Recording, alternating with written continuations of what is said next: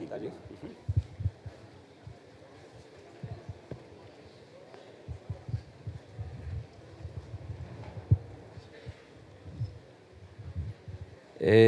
Esteban y Heidi dijeron que el presidente de Canadá hace algo así como el 90% de cosas y no sabe lo que hace.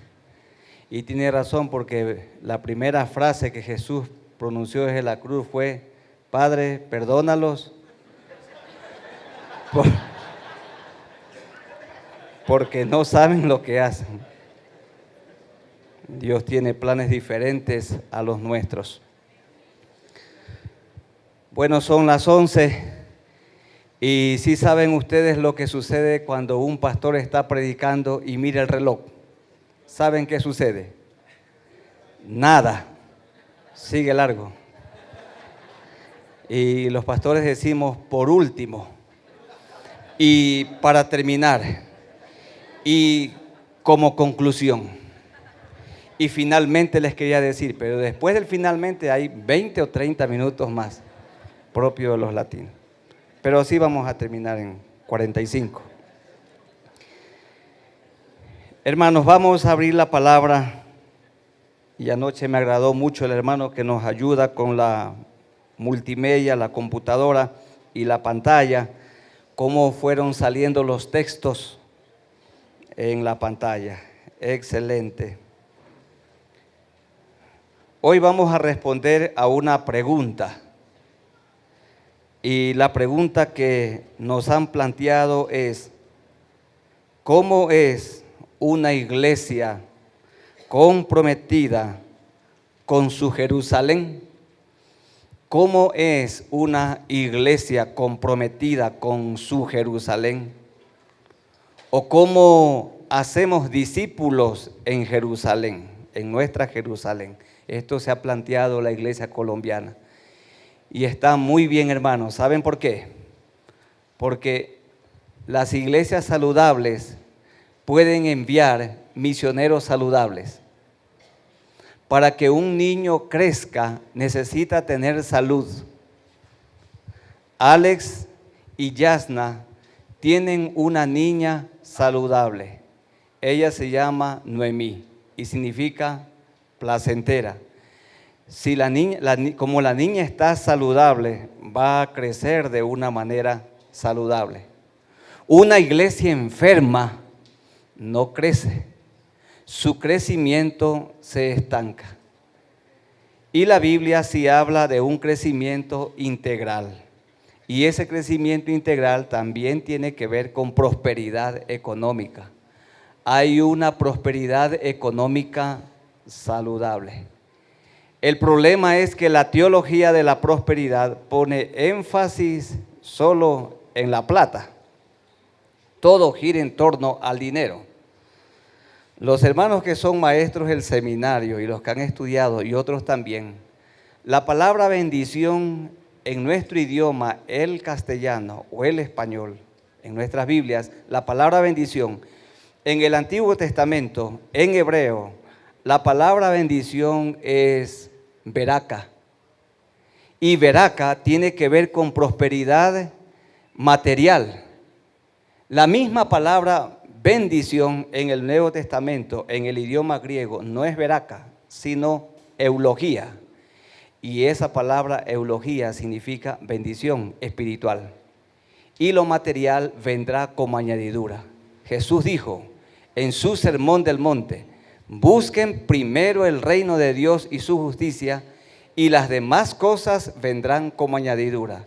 Y las cosas añadidas son también lo material, es el dinero. El problema es cuando nos enfocamos en la añadidura y dejamos a un lado el reino de Dios.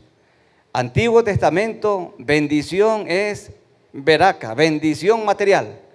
Una de las maneras como Dios mostraba que a alguien lo bendecía era dándole muchísimo oro y plata, como a Salomón, y como el rey David, y como Abraham, y como Jacob e Isaac, eran riquísimos. Pero en el Nuevo Testamento la misma palabra bendición es eulogía, y significa bendición espiritual. Y también el Señor nos da las cosas materiales que necesitamos. Bueno, aquí estamos muchos pastores que hemos ido por algunos lugares del mundo. Y hay pastores que andan buscando la bendición, líderes que andan buscando la prosperidad, andan buscando cómo hacer crecer su congregación. Y hay tantas filosofías, tantas estrategias, tantos modelos, tantas formas y a veces algunas antibíblicas. Yo les quiero, hermanos, presentar en esta mañana un modelo, uno de la Biblia, entre varios, que es un modelo que en la iglesia donde yo sirvo lo hemos seguido 24 años y no lo hemos cambiado. Y me he propuesto mantenerlo hasta la muerte. Y esto ha dado mucho fruto. Yo vivo en una ciudad que se llama Milagro y allí Dios ha hecho un milagro. Yo me asombro. Cuando comenzamos con mi esposa hace 24 años, notábamos claramente quién entraba al templo. Los nuevos creyentes los teníamos en la mente. Vinieron 2 nuevos, 3 nuevos, hermanos, han pasado los años y es asombroso. La terminación de un culto con el otro es increíble, la cantidad de gente que corre por los pasillos, por todo lugar. Terminando un culto y ubicándose para sus grupos pequeños de discipulado y estudiar la Biblia. Dios lo ha hecho, haciendo lo que dice Hechos 2. El pastor Vicente nos habló muy bien que son 3 condiciones necesarias. La persona tiene que orar, los creyentes tienen que estar llenos del Espíritu Santo de Dios y los creyentes deben de ser predicadores de la palabra. Miren, haciendo un repaso, en el capítulo 2, versículo 37, al oír esto, la predicación bíblica de Pedro, lleno del Espíritu Santo, y después de estar en oración 10 días, se compungieron los oyentes de corazón y dijeron a Pedro y a los otros discípulos: varones hermanos, ¿qué haremos? Pedro les dijo: arrepentíos y bautícese cada uno de vosotros en el nombre de Jesucristo para perdón de los pecados y recibiréis el don del Espíritu Santo. Aquí hay 3 cosas. Dice que los que oyeron fueron compungidos y se arrepintieron.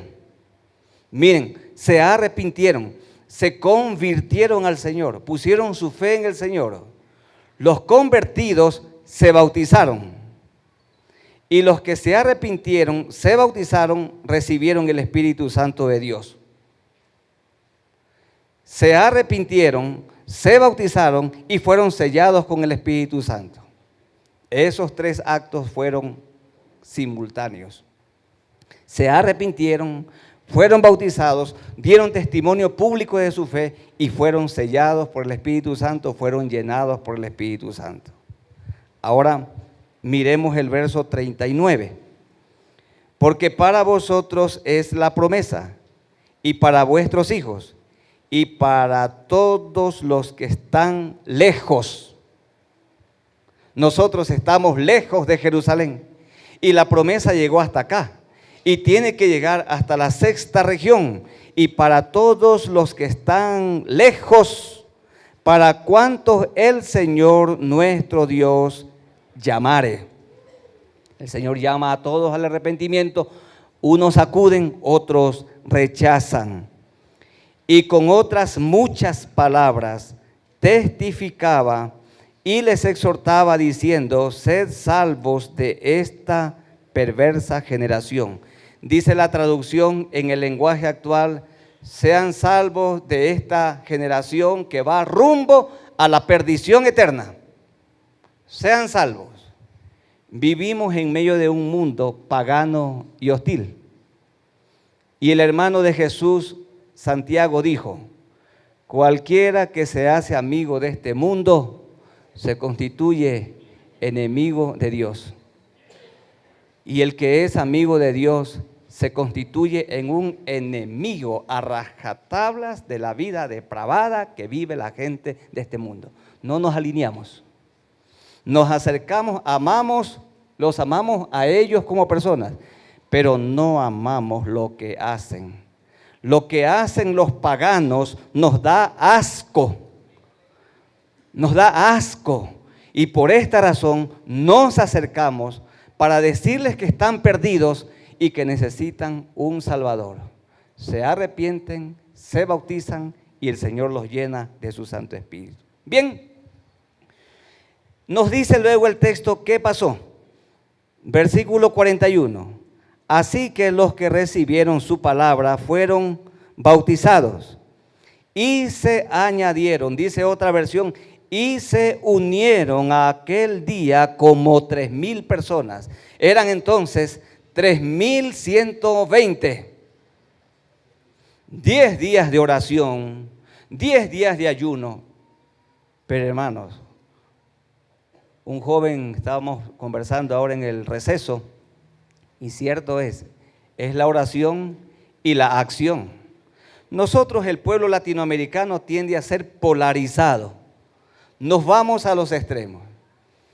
Hay iglesias que dedican solamente a orar, pero no hablan de Cristo, no están haciendo la tarea completa. Otras, en cambio, se dedican solo a la actividad y no oran, tampoco están bien. Tiene que ser como Nehemías. Cuando leemos Nehemías nos damos cuenta que él era un líder que él y el pueblo oraban y obraban, oraban y obraban. Es orando y trabajando. Claro, vamos a orar para que Dios nos dé un nuevo templo, pero hay que trabajar y trabajar fuerte. El Señor no nos va a mandar el terreno y nos va a levantar el edificio si estamos nosotros en una mecedora, en la cama. Tenemos que trabajar y el trabajo es arduo. Así que después de la oración vino la acción, vino la predicación y se añadieron 3,000 y ya estaba una iglesia de 3,120 creyentes. 3,000 personas fueron añadidos después de 10 días de oración, de humillarse, de postrarse delante de Dios. ¿Y qué hicieron estas personas? Vamos a mirar con ustedes 10 cosas que hizo la iglesia del primer siglo. Y las que yo, que me llamo David Mutre, con mi esposa Isabel y con el equipo que hoy tenemos, en la iglesia donde yo sirvo tenemos 300 obreros, 300 líderes, que los hemos ido formando durante todos estos 24 años. Esos 300 líderes se llama la comunidad de siervos. Esta comunidad de siervos son los encargados de los grupos pequeños en el templo, que son los grupos de discipulado, y también las células evangelísticas en las casas, en los hogares donde está la gente perdida. Veamos, la iglesia del primer siglo tuvo esta filosofía. Y todo el que ponga en práctica esto, nosotros comenzamos con una congregación de 160 personas. Hoy tenemos 3,160. Una como la que el pastor Humberto ha propuesto aquí, de 150. Así éramos nosotros. Y Dios la ha ido multiplicando con un crecimiento sostenido. Pero aquí están 10 cosas. La primera, verso 42. Verso 42. Perseveraban en la doctrina de los apóstoles. ¿Se dan cuenta? ¿Qué es lo primero que una iglesia para su multiplicación debe hacer? Perseverar en la doctrina. La palabra doctrina es muy sencilla, significa enseñar la palabra de Dios. Dice la traducción en el lenguaje actual, o la del Dios viviente también, que perseveraban en la enseñanza de Dios y de Jesús. En la doctrina, porque este es el grupo pequeño, no importa cómo se llame, academia bíblica, escuela dominical, comunidad de líderes, comunidad de siervos, nosotros los llamamos grupos pequeños de discipulado, de 10 personas, siguiendo el modelo de Jetro en Éxodo 18. Toda la iglesia está organizada en grupos pequeños de 10 y una pareja o una persona preside ese grupo. ¿Y qué hace ese grupo pequeño? Enseñar la doctrina bíblica. Se reúnen domingo a domingo, 2 horas para estudiar la doctrina, para estudiar la vida de Jesús, para estudiar la Biblia de Génesis hasta Apocalipsis. Nosotros usamos el método inductivo, que consiste en 3 cosas. Se le hace al texto preguntas de observación, ¿qué dice el pasaje? Preguntas de interpretación, ¿qué significa el pasaje? Y preguntas de aplicación, ¿qué me dice a mí el pasaje? ¿Qué me dice Dios a mí en esta mañana? ¿Qué cambios tiene que hacer Dios en mí? Hermanos, el nombre, lo de menos. Lo importante, la primera cosa que hicieron los 3.120, estudiar la Biblia. Varios han dicho en estos días algo que es refrescante. Volvamos a las raíces, a la palabra de Dios. Y de verdad, Pastor Humberto, nosotros, Vicente y yo, les felicitamos porque ustedes han ido para Estados Unidos como para refrescar las raíces de dónde venimos. La Alianza, somos una comunidad de cristianos aquí en Colombia, en Latinoamérica, en el continente y por todo el mundo. Y hay que volver a esa sana doctrina. Cristo es el único Salvador, Él es el único santificador, Él también sana y Él es el Rey que viene pronto. Volver a las raíces. Hermanos, formen grupos pequeños y enseñen la palabra de Dios. Enseñamos la Biblia desde el púlpito. Todo pastor o toda pastora tiene que ser un buen predicador, un buen maestro, tiene que ser un hombre santo, una mujer santa, tiene que ser un buen consejero, un buen administrador y un hombre con una visión. Debe tener un plan. El que a nada apunta, a nada pega. Y Séneca decía, el filósofo, si el hombre no sabe a qué puerto se dirige, ningún viento le es favorable. Nuestra vida tiene que estar orientada a una meta. Muy bien, perseveraban en la doctrina. ¿Dónde podemos descubrir la vida de Jesús? Estudiando los evangelios. ¿Cómo puede un creyente seguir a Jesús? ¿Cómo lo conoce? Estudiando la Escritura. Así que, perseverar en la doctrina, lo primero. Segundo, seguimos con el verso 42. Perseveraban en la doctrina de los apóstoles. En segundo lugar, en la comunión unos con otros. ¿Qué significa comunión? Tenían buenas relaciones. Trabajaban en equipo. Hermanos queridos, trabajaban como una gran familia. La familia de la Alianza Cristiana y Misionera. Y somos parte también de la familia de la Iglesia del Señor, de otros grupos. Había unidad en medio de la diversidad. Ustedes saben, el Señor propone la unidad, no la uniformidad. Fíjense, los 4 evangelios son diferentes. En el uno dice que había un endemoniado, en el otro 2. En el otro dice que el Señor alimenta a los pajarillos, el otro vio cuervos. Pero los 4 evangelistas, cada uno vio una faceta, una área del Señor. Pero entre los 4 evangelistas, que son Mateo, Marcos, Lucas y Juan, no hay contradicciones. Hay aparentes contradicciones. ¿Qué hay? Unidad. Entonces el Señor propone unidad, aunque no uniformidad. Cada iglesia tiene su forma de culto. Cada iglesia tiene su predicador. Hay predicadores que caminan de derecha y a la izquierda. Hay otros, en cambio, que nos quedamos aquí en el púlpito. Cada uno tiene su forma. Unos cantan al Señor alabando con sus manos en alto y saltan. Otros danzan.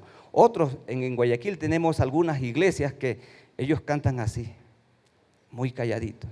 Y ahí está el Señor. Pero no nos critiquemos los unos a los otros.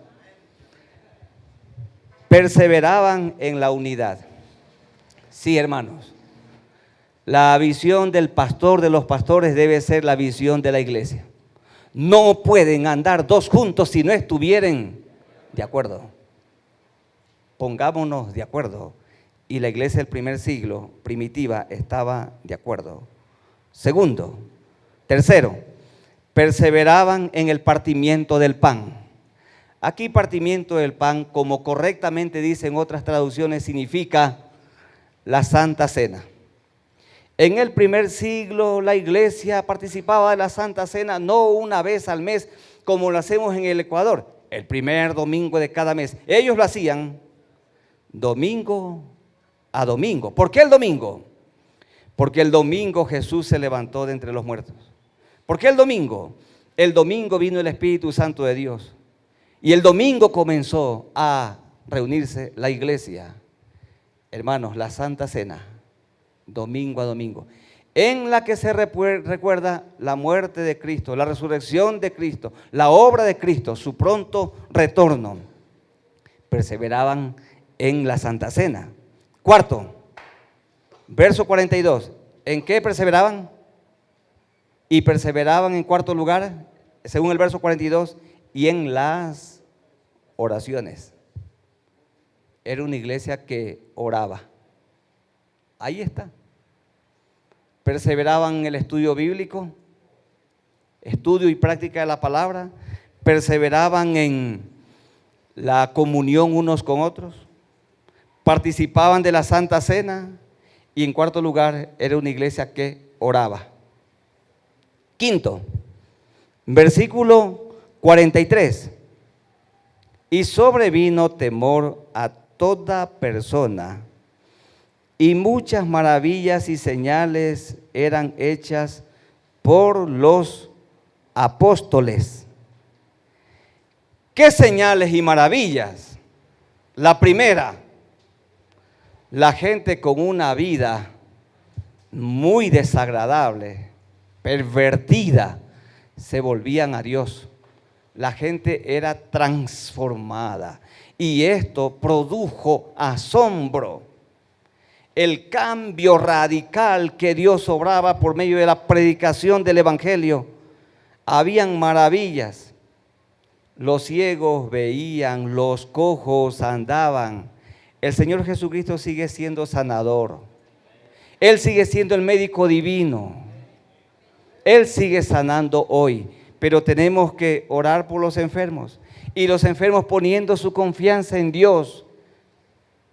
Jesucristo salva, Jesucristo santifica y Jesucristo sana. Nuestro fundador, el pastor doctor Alberto Benjamín Simpson, en uno de sus libros dice que aún llegó a un extremo de decir que quien estaba enfermo y seguía enfermo y no obtenía la sanidad era porque algo en su vida no andaba bien, porque él mismo fue sanado. Y él creía y confiaba firmemente en un Jesucristo sanador. Habían maravillas en la iglesia, gente transformada, esposos reconciliados, padres buscando a sus hijos, hijos volviéndose a sus padres. Entonces las maravillas son que el que le debe a alguien desde hace 20 años, lo busca y le paga la deuda. Porque hermano, el que ha prestado dinero nunca se olvida. Nunca se olvida el dueño de la plata. Busca para pagar la deuda. A la suegra la odiaba, la busca para amarla. Aborrecía a su nuera y se reconcilia con ella. Entonces, estas cosas maravillosas impactaban al pueblo. El pastor Humberto nos exhortaba a estar disciplinadamente, hermanos. La raíz griega de la palabra discípulo, ¿saben qué significa? Disciplinado. El que es un discípulo de Cristo es disciplinado. Y si es indisciplinado, todavía no es discípulo de Cristo. Discípulo es disciplinadamente siguiendo a su maestro. Habían maravillas. Número 6. En el versículo 44 y 45. Todos los que habían creído estaban juntos y tenían en común todas las cosas y vendían sus propiedades y sus bienes y lo repartían a todos según la necesidad de cada uno. A todo esto lo ponemos un nombre: generosidad. Era una iglesia generosa. Un buen pensamiento salió hace poco en las pantallas. Toda persona puede servirle a Dios sin amar. pero toda persona que ama siempre le va a servir a Dios.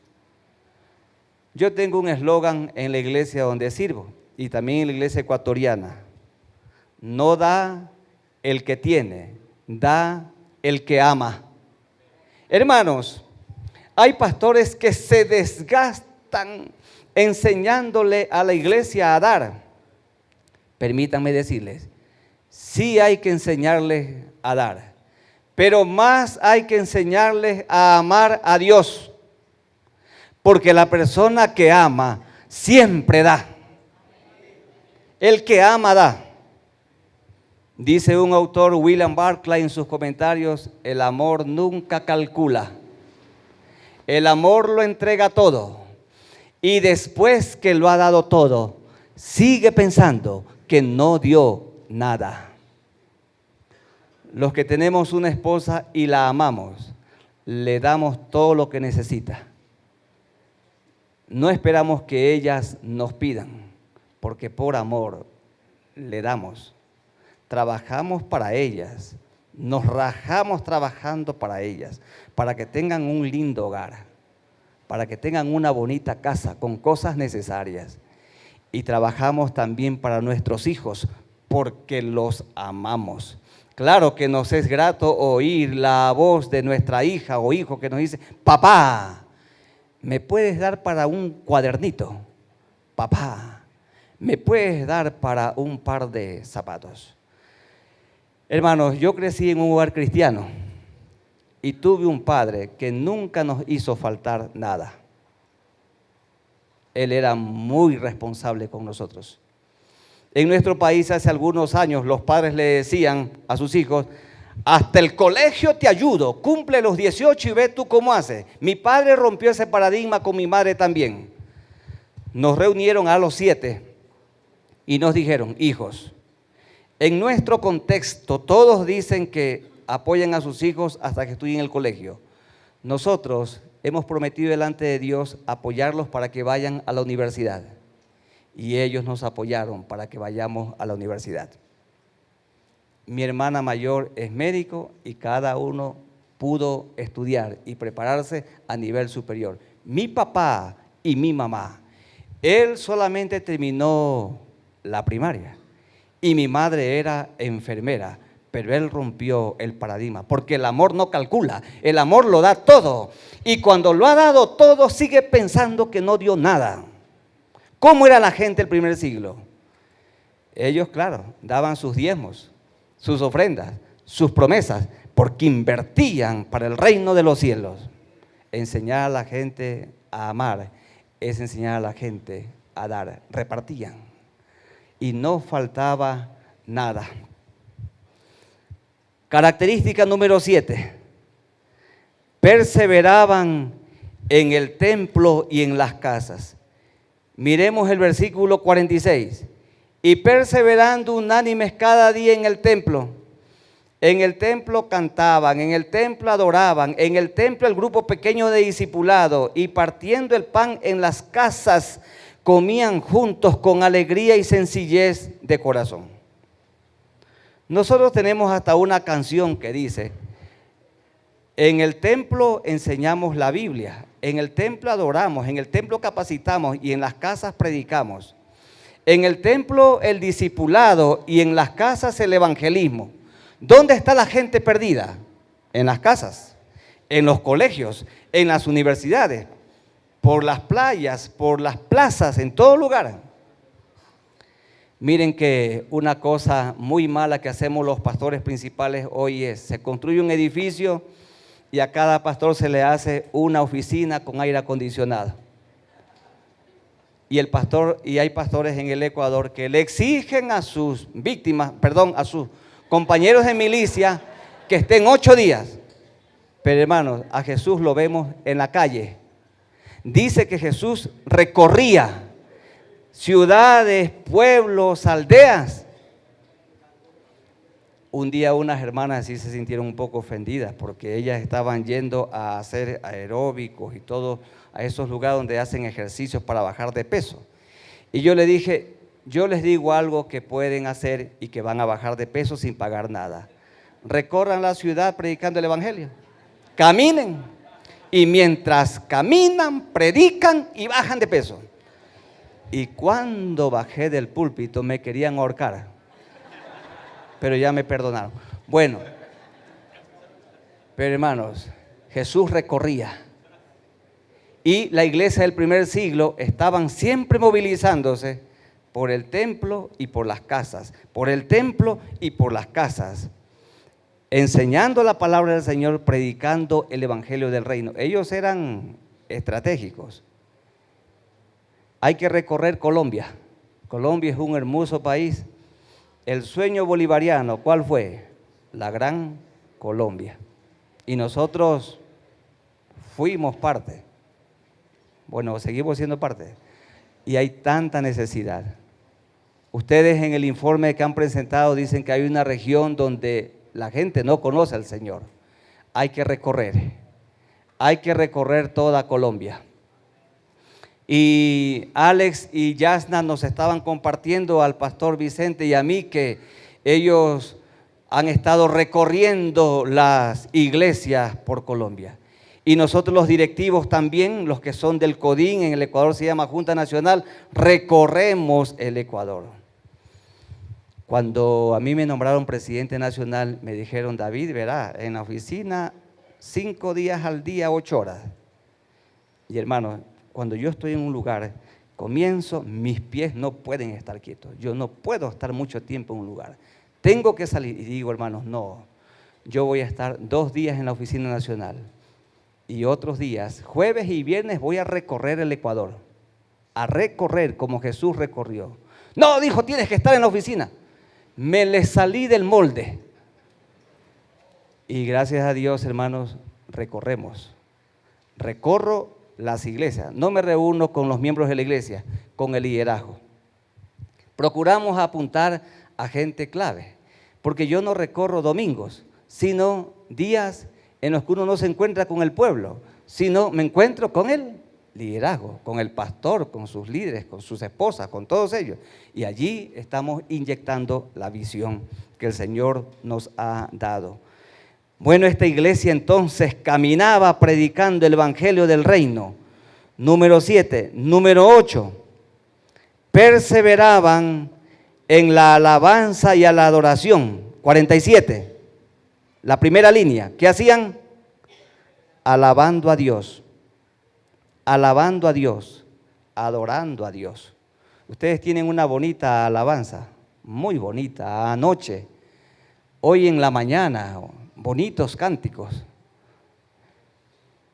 Decía el teólogo de la Alianza, el doctor A.W. Tozer, no es toser, sino Tozer.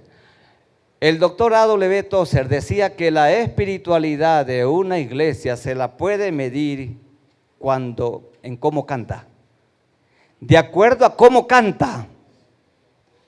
La iglesia es una iglesia que canta, que adora y con todos los instrumentos. Yo recuerdo en el Ecuador hace algunos años, 2 décadas, los únicos instrumentos ungidos para cantar eran el piano y el órgano. Gracias a Dios, hoy hay de todo. Son santificados. Como cuando el dinero llega a las arcas de la iglesia. Ahí es santificado. Porque el Señor dijo, ganen amigos con las riquezas injustas. ¿Qué significa riqueza injusta? Que todo el dinero que llega a la iglesia es un dinero bien limpio, lícito. Hermano, llega de todo. Llega de todo. Llegan diezmos de gente que no le paga al Estado. Llegan diezmos de hermanos que no tienen afiliados a sus trabajadores. Entonces dice, ganen amigos para Cristo con los dineros injustos. Claro que nosotros enseñamos la honestidad y la santidad, pero a la iglesia llegan a la tesorería los recursos. Y no averiguamos mucho de dónde vienen. El banco sí averigua y pregunta, dice, ¿es lícito este dinero que está entregando? Y todos dicen que sí. Pero realmente, ¿de dónde viene? Bueno, un pueblo que canta, un pueblo que adora. Dice Christian Schwartz en su libro 8 características de una iglesia saludable, que una de las características de una iglesia saludable, la primera es un liderazgo capacitador, y otra de esas características es un pueblo que canta, un culto inspirador. El culto tiene que ser inspirador. Número 9, ya la novena característica, ¿en qué perseveraban? Dice, y teniendo favor con todo el pueblo. Esto significa que perseveraban en el buen testimonio. Hermanos, la iglesia del primer siglo tenía buen testimonio. La vida de los creyentes era diferente a la vida del común pagano. El testimonio. Con nuestro buen testimonio atraemos a la gente, o con nuestro mal testimonio alejamos a la gente. Ya la mujer que ha conocido al Señor deja de gritarle al marido, y los vecinos se alarman cuando una mujer le grita al marido. Que le grite, pero en silencio. Bueno, y también ya el hombre ya no maltrata a su esposa, y los hijos son obedientes. Buen testimonio. Yo estuve en la conferencia anual de los Estados Unidos en el año 2010. Me invitaron. La iglesia de Estados Unidos tiene 2.000 iglesias y son 450.000 miembros. Y el gobierno de los Estados Unidos le había dado un premio a la Iglesia Alianza Cristiana y Misionera de los Estados Unidos por su buen manejo. En el Ecuador, seguramente acá también en Colombia como en Perú, hay algunas entidades evangélicas que no manejan bien el dinero. Queridos hermanos, nosotros como cristianos evangélicos tenemos que ser los mejores administradores. Somos agentes de retención. Y Jesús dijo, den a César lo que es de César y a Dios lo que es de Dios. Buen testimonio en la comunidad.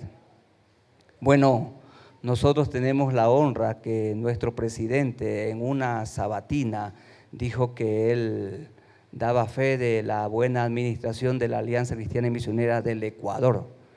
Y cuando él dijo eso, muchas personas me llamaron a mí. Oye, me dijeron, David, ¿y qué convenio tú tienes con el gobierno? Ninguno.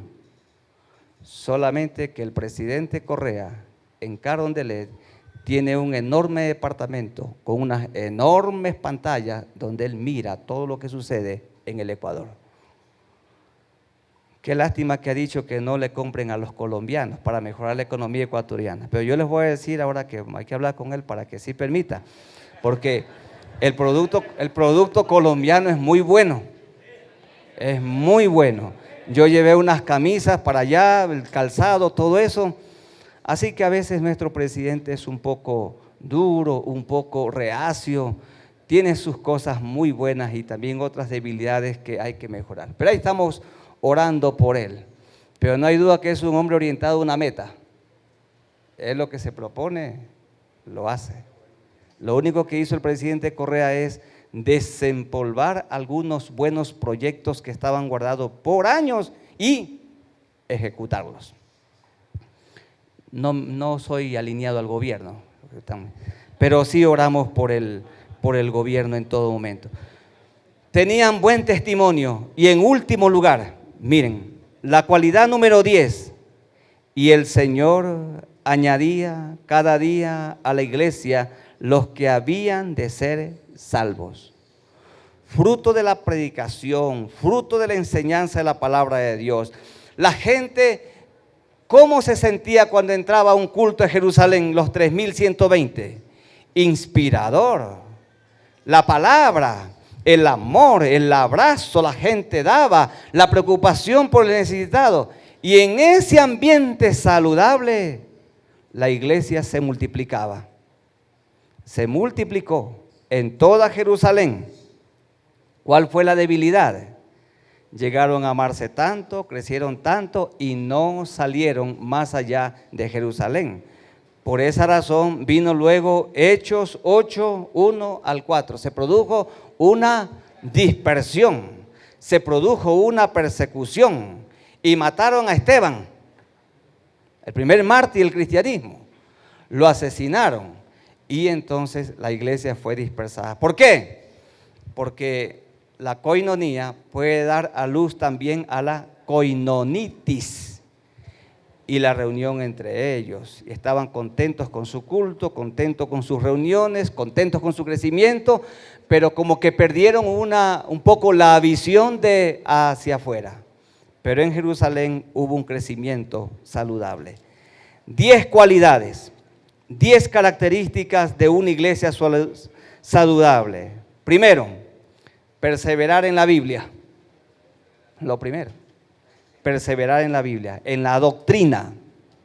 Segundo, perseverar en la comunión unos con otros. Hermanos, unidad en medio de la diversidad, aunque no uniformidad. ¿Qué dice el salmista? Qué bueno es habitar los hermanos juntos y en armonía. A veces estamos juntos, pero no en armonía. Tercero, perseveraban en la Santa Cena. Cuarto, perseveraban en la oración. La iglesia ecuatoriana ha aprendido mucho de unos talleres que la iglesia colombiana ha compartido con nosotros. Y el pastor Omar Oviedo, a quien la iglesia colombiana ha apoyado, ha sido uno de los gestores de esta bendición. Hermanos, qué bueno. La iglesia es una iglesia que ora. Perseveraban en la oración, un estilo de vida. Número 5, perseveraban en las señales. Gente transformada, gente cambiada, gente sanada por el Señor. Número 6, perseveraban en la generosidad. No da el que tiene, da el que ama. El que ama siempre da. Los buenos pastores, las buenas pastoras son aquellos que enseñamos a amar a Dios. Y el que ama siempre da, porque el amor no calcula, el amor lo entrega todo. Y cuando lo ha entregado todo, sigue pensando que no dio nada. El amor siempre da. De tal manera amó Dios al mundo que ha dado a su Hijo. Dios dio a su Hijo. El verbo dar a su Hijo. Número 7, perseveraban en el templo y en las casas, en el templo y en las casas. Recorrían la ciudad predicando, como ustedes se han propuesto, recorrer esta gran Colombia predicando el evangelio del reino. En el templo el culto inspirador, en el templo el discipulado, en el templo la enseñanza de la palabra del Señor, en las casas predicando el evangelio a los que están perdidos, en los colegios, en las universidades, por los parques, por las calles, recorriendo, predicando el evangelio. Número 8, perseveraban en la alabanza, la adoración a Dios. El pueblo cristiano es un pueblo que canta, es un pueblo que alaba. Es un pueblo que adora. Y las mujeres, las esposas que están contentas y felices pasan en el hogar cantando.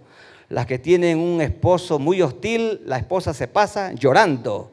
¿Su esposa y mi esposa es una mujer que canta o es una mujer que se la pasa llorando? Depende del trato que le dé el hombre. Y la iglesia es una iglesia que canta. Número 9. ¿Qué hacían? Perseveraban en el buen testimonio. Hermanos, cada trabajador colombiano trabaje para que su patrón prospere. Aquel historiador judío que decía, Flavio Josefo, que los buenos carpinteros en el tiempo de Jesús hacían arados que duraban 40 años y que los arados que Jesús construía duraban 80 años. Los cristianos tienen que ser los mejores mecánicos, arreglar el vehículo como si fuera el automóvil de Jesús. El dentista tiene que arreglar las piezas dentales como si fuera la dentadura de Jesús, aunque nunca se apolilló. Y el que tiene un restaurante tiene que preparar la comida como si allí va a venir Jesús. El carpintero tiene que construir un mueble porque ese mueble es para Jesús. Dice, todo tiene que hacerse como para Jesús, como para Él. El relojero como para el Señor. el médico como si fuera para el Señor, todo como que fuera para Él, el mejor testimonio. Hermanos, la palabra. Es vergonzoso cuando el banco llama y dice, oiga, pastor, no ha pagado la tarjeta de crédito. Pastor, tiene deudas vencidas. No, mal testimonio. Los creyentes cumplimos con nuestros compromisos, porque somos gente disciplinada. Téngannos los hombres por buenos administradores. Esto se llama buen testimonio. La Iglesia Nacional Colombiana tiene que ser un ejemplo para todas las iglesias de Colombia. Y el gobierno colombiano tiene que ver que hay una entidad religiosa, como llaman ellos, que es impecable en su manejo. Y yo sé que ustedes procuran hacer eso. Nosotros también procuramos, la iglesia peruana. Procuremos cada día mejorar. Y en último lugar, la 10ª cualidad, perseveraban en hablar de Cristo. Dice, y el Señor añadía cada día, fruto de la evangelización, la iglesia se multiplicaba. Cada creyente es un testigo. Saben, hermanos, en la iglesia en que yo sirvo no tenemos un ministerio de evangelismo. No tenemos departamento de evangelismo. Porque en las iglesias del Ecuador donde tienen un departamento de evangelismo, la gente piensa que los del departamento tienen que evangelizar. La iglesia tiene que evangelizar.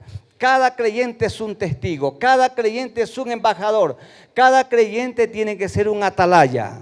Cada creyente. La iglesia tiene que ser movilizada. Cada uno hable de Cristo, muestre a Cristo con quien entra en contacto. Ahí están las características de una iglesia saludable. Amén, hermanos. Que el Señor nos ayude y nos guarde. Vamos a orar. Señor, solo estamos repasando tu bendita palabra. Esto nos refresca. Todos nosotros hemos sido influidos y a veces hemos sido animados y desafiados a conocer otros ministerios de los que sí aprendemos, no hay duda, pero siempre es mejor volver al modelo de tu palabra.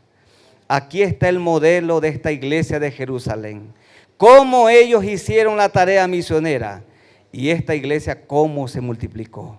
Los 120 fueron luego 3.120, luego 4.000 y luego muchos más. El evangelio se expandió por toda Jerusalén. Aquí estamos, Señor, como 400 personas o más. Aquí está, Señor, todo un buen puñado de hombres y mujeres para esparcir la semilla del evangelio en toda la gran Colombia, el norte, por el sur, por el este y por el oeste. Que Colombia sea regada con la palabra del Señor desde este lugar y que otras iglesias, otros grupos también puedan cumplir la gran comisión que tantas veces se ha constituido en la gran omisión. La tarea es hacer discípulos, el mandato es hacer discípulos. ¿Y cómo hacemos discípulos? Predicando el evangelio del reino, bautizando en el nombre del Padre, el Hijo y el Espíritu Santo y enseñando toda la Biblia, desde Génesis hasta Apocalipsis, de manera tan especial, la vida de Jesús en los 4 evangelios, la vida de Jesús en el Nuevo Testamento. Multiplica, Señor. Gracias porque los pastores de aquí van a salir animados, desafiados a cumplir la tarea. Y qué bueno, Señor, las metas que se han propuesto. Tú vayas delante de esas metas. Bendice a mis hermanos consiervos y consiervas.